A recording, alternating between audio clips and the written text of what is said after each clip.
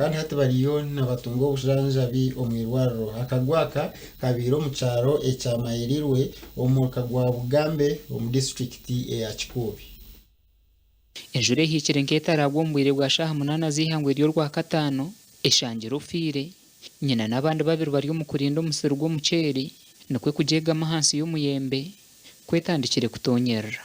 Abatura bagamba ngo habire haho hwedakika nche nuko murabyo gw'amano gukamurika igure enjure kahwayo omukaire kache bakatunga amakuru mabi ngo murabyo gwa Yosio mwana wa mutahi wabo omukazi hamwe n'abandi ababire bari mu musiri.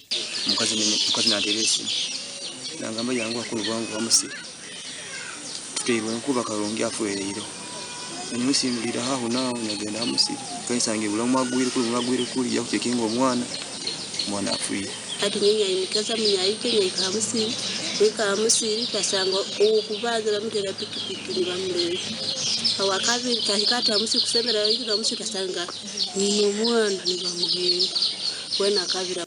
Ofire ni Patience Karunjo w'emyaka 10 obire nashome kibina cya mushanju kandi abandi babirukangiza mu irwaro rya Kikube Health Center ya Kana abarumunyi nawo mugenzi Anet Tugume Trase Katusime hamwe na Jene Tugume. Ekini honterera abantu bona enjura bwe kubeyizire kintu kibi kwegama hamuti walayegamira hamuti doranti umaguro inakiwa kubojwaire hate cyasigaranye twagamba katubanze tutaso abameza bacyari mu mutima bacyateza mu mutima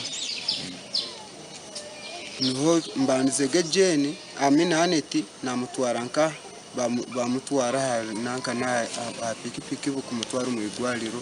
Abashaho barabura ngo bujanzabe bwo kubanza ha muntu warabwamo murabyo ningo kuterwe nkuba no kumubyamiso mu muringo gutaru kuretera ubuzube bahaha nko butamugaramisa.